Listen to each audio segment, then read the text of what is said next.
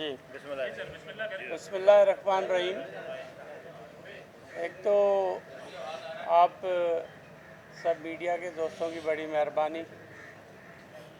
मैं चाह रहा था कि एक तस्दीक करना चाह रहा था कि कल मैं ठट्ठा गया था, वहाँ मॉडल पुलिस स्टेशन था, उसका इफ्तिताह कर रहा था। तो एक सहाफ़ी साहब ने मुझसे पूछा कि आपके और आईजी साहब के आपस में कोई इख्तलाफात हैं या क्या।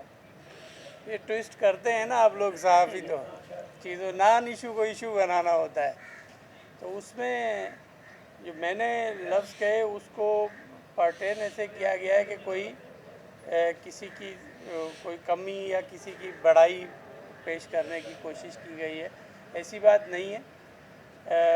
हमारे पास जो पुलिस सिस्टम है उसमें वज़ीर दाखिला जो हैं, वज़ीर दाखिला हुकूमत के नुमाइंदे हैं और अंडर द कॉन्स्टिट्यूशन वो एक हमारे पास रूल्स ऑफ बिज़नेस भी हैं और अंडर द कॉन्स्टिट्यूशन भी हम पॉलिसी मेकिंग करते हैं।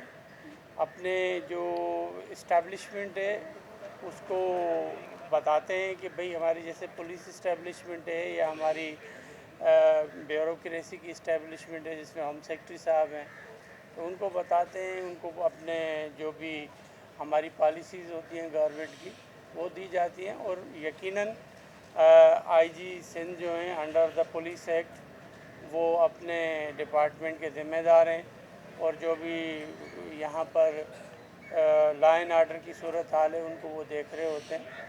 और हमारे होम सेक्रेटरी साहब भी इसी तरीके से इस्टेब्लिशमेंट को देख रहे होते हैं। तो इसमें उसको ऐसे ट्विस्ट करके कुछ दोस्तों ने चला दिया, तो मेरे अफसरों कि मैं नहीं चाहता कि तो कोई दिल आज़ारी हो। जिया साहब ये बताइएगा कि वज़ीर आला सिंध ने बगैर एक्सप्रेस वे के दूसरे मरहले के इफ्तिताह के दौरान एमक्यूएम का नाम लिए बगैर कहा कि कुछ भत्ताखोर और जो है बोरी बंदलाशे और चाइना कटिंग वाले जो है वो वफाकी सरकार के कहने पर ये सारा कुछ कह रहे हैं। क्या अब शहर में गुंजाइश है बोरी बंदलाशों की, भत्तागिरी की, या जो है वो इस तरह के दावे देने कोई है गुंजाइश शहर में? अब देखें, आप आईना हैं, सहाफ़ी जो हैं आईना होते हैं हुकूमत का, हुकूमत को बता रहे होते हैं कि ये चीज़ें हो रही हैं। एक तो बात क्लियर है कि यहाँ पर शहर कराची में या हैदराबाद या हमारे अर्बन सिटीज़ जो भी हैं उसमें कतई इस किस्म की गुंजाइश तो है ही नहीं। और किसी भी क्रिमिनल को इस किस्म की दावे करने की या किसी भी क्रिमिनल एक्टिविटी करने कि उसी टाइम ही हम उसको सबोताज करने की हिम्मत रखते हैं। और हमारे लॉ इन्फोर्समेंट एजेंसीज़ और हमारी जो पुलिस है वो बिल्कुल चाको चौबंद है। और इस किस्म के मैं समझता हूँ कि ये माजी के किस्से हो गए और इस पर हमें डिस्कस भी अब नहीं करना चाहिए। हम चाहते हैं कि कराची का अमन व अमान बेहतर हो और बेहतरी आई है कराची में। अमन अमान कब तक बेहतर होगा? आप कोशिश तो कर रहे हैं लेकिन स्ट्रीट क्राइम में जो एक वाज़ेह कमी होती है वो अभी तक नहीं आई है। दूसरा ये आईजी से तो आपने बता दिया कि इख्तलाफात आपके नहीं है इतने, काबीना या सिंध हुकूमत में किस किस से इख्तलाफात है वो थोड़ा सा ना ऐसे बात नहीं है, सब हमारे भाई हैं। ये कल मैंने इसीलिए मैं बात कर रहा था कि हम मिनिस्टर तो आपस में कलीग्स होते हैं तो एक दूसरे से गिला शिकवा कर लिया जाता है, लेकिन ऐसी बात नहीं है कि मैं अपने सबऑर्डिनेट्स को लेकर या अपनी इस्टेब्लिशमेंट को लेकर और इख्तलाफात लेकर चलें। या जो हर किसी का अपना किरदार होता है और हर किसी का under the constitution under the law same जो है वो उनका किरदार है, उनके पावर्स हैं। और अल्हम्दुलिल्लाह हमारी जो पुलिस की जो टीम है वो बेहतर काम कर रही है। हमारे लिए मंशियात का एक टेस्ट केस था, साहिर केस और वो अरमगान केस पुलिस के लिए और कराची के लिए ख़ास तौर पे, उसका अभी तक क्या स्टेटस है? और उसमें अरमगान केस में पुलिस की रिपोर्ट फाइंडिंग्स इनिशियली क्या हैं इस वक्त तक?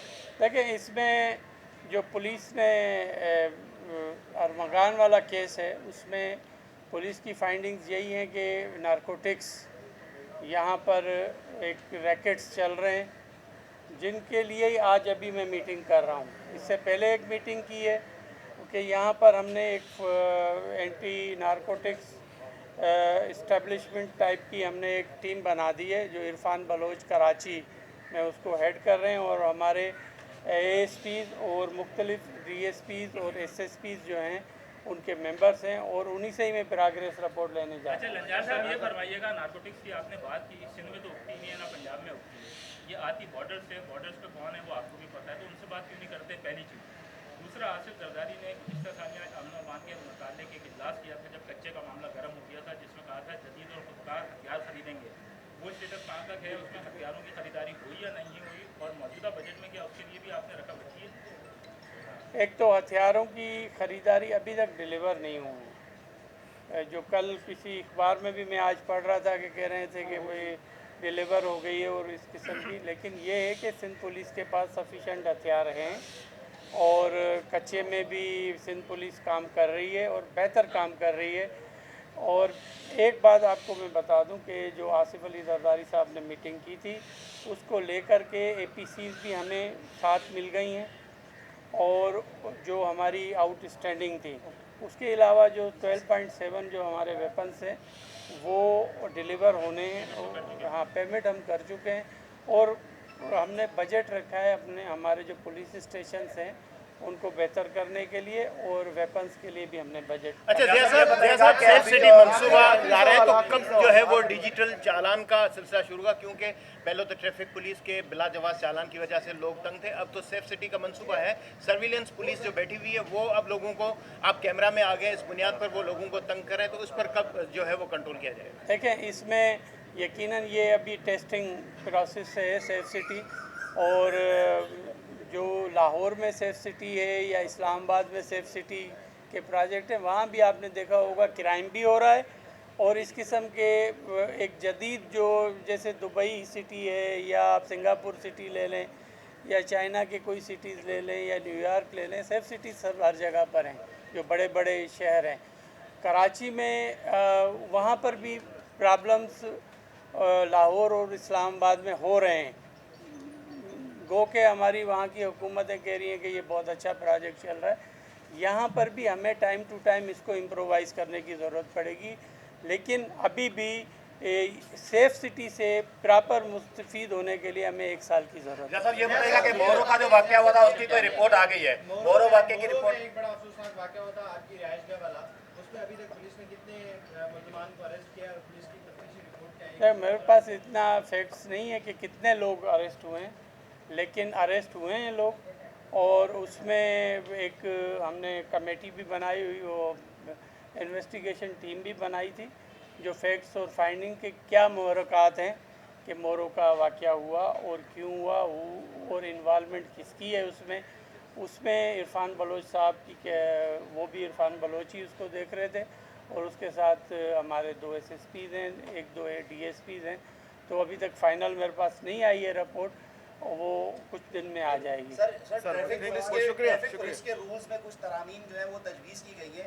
सर, इसके साथ साथ क्या ट्रैफिक पुलिस की सर्विलेंस के लिए भी कोई तजावीज़ है कि अगर उनको भी जो है वो सर्विलेंस उनके ऊपर रखी जाए कि वो शहरियों के साथ सब चीज़ देखें, ये मुझे पता था कि एज ए शहरी, आम शहरी के तौर पर भी मैं समझता हूँ कि ट्रैफिक पुलिस भी ज़्यादती कर रही होती है शहरियों के साथ, तो इसलिए हमने उसको सब चीज़ों को देखते हुए उसका एक पैरामीटर्स बनाए कि कैसे चालान करना है। और अभी फ़िलहाल जो है नॉन रजिस्टर्ड मोटरसाइकिलें या लाइसेंस जिन मोटरसाइकिलों वालों के पास नहीं है या रिक्शा वालों के पास नहीं है या कुछ और थोड़े बहुत ये चालान कर रहे हैं, लेकिन जैसे ही ये कानून अमल में आएगा पहले हम फैसिलिटेट करेंगे पब्लिक को कि ये प्रॉपर उनकी एविडेंस हो, विदाउट एविडेंस कोई चालान नहीं होगा, और उसके लिए कोर्टें भी बना रहे हैं हम कि मजिस्ट्रेट की जो कोर्ट होगी ट्रैफिक का जो चालान है वहाँ चैलेंज भी हो सकता है। Thank you very much. एमके एहतजाज कर रही है। एमके वालों का गिला है कि उस दिन कोई उनको दाढ़ी पर भी हाथ रखवाने नहीं आया था। हमारे एमके प्यारे वालों के हैं। आप पास जाएंगे, उनको आप जरा तैमुल दिलवाएंगे। एक छोटा सा सवाल है, तुम 10 सवाल करेगा क्या? एक सवाल छोटा सा है, मोटरसाइकिलें कराची में 40-50 लाख और नंबर प्लेट्स जो है वो देने की कैपेसिटी तो है नहीं, इस बुनियाद पे जो चालान हो रहे हैं इसके लिए कोई आपने कोई उसका तरीका ये किया है कि मोटरसाइकिल के लिए आप अप्लाई कर दें, कम से कम उनके पास एक तो एक्साइज की रिसिप्ट हो कि इन्होंने रजिस्ट्रेशन के लिए अप्लाई किया है। मिसाल है, ज़िया लंजार ने इस मोटरसाइकिल की, इस नंबर की, चेसिस नंबर, इस इंजन की गाड़ी की अप्लाई किया हुआ, कम से कम वो भी होगा उनके पास तो वो भी सफिशेंट है। कम से कम चोरी की गाड़ियां तो रुकें। एक अहम सवाल है भाई, मोरों के वाक़े पे बात हुई है, लेकिन माजी में मोरों के हवाले से एक अहम प्रेस कॉन्फ्रेंस हुई थी वज़ीर इत्तलात की, जिसमें उन्होंने कहा था कि प्रॉक्सी वार है, शफी बुरफत जो है एक कालादम तंजीम के रहनुमा है, वो उसमें मुलविस हैं। तो अब क्या सूरत हाल है? इतने दिन गुजर गए, कहीं आपको क्लूज मिले हैं कि कालादम तंजीमों का इसमें कोई किरदार है? देखिए, इसमें कालादम तंजीमें भी हैं जो सेपरेटिस्ट हैं, एंटी पाकिस्तान एलिमेंट्स हैं, और लोकल पॉलिटिकल लोगों के भी एविडेंसेस मिले हैं। कैमरामैन का सवाल है सर, हमारा एक दोस्त है ARY का कैमरामैन मुस्कान सर, वो अभी कल लूटा है, वो सुबह नौकरी करता था और शाम को YouTube की जॉब करता था ताकि 2 पैसे आ सके। उसके घर के बाहर उसका लैपटॉप, उसके मोबाइल और उसके कैश पैसे थे, वो सब लूट के चले गए। तो सर इसके लिए क्या कहना चाहेंगे कि वो मुजरिमों को पकड़े ताकि गरीब कौन से इलाके में क्या है? तफसील प्लीज बता देना, बता देते हैं। मुझसे कल डकैती हुई है सर।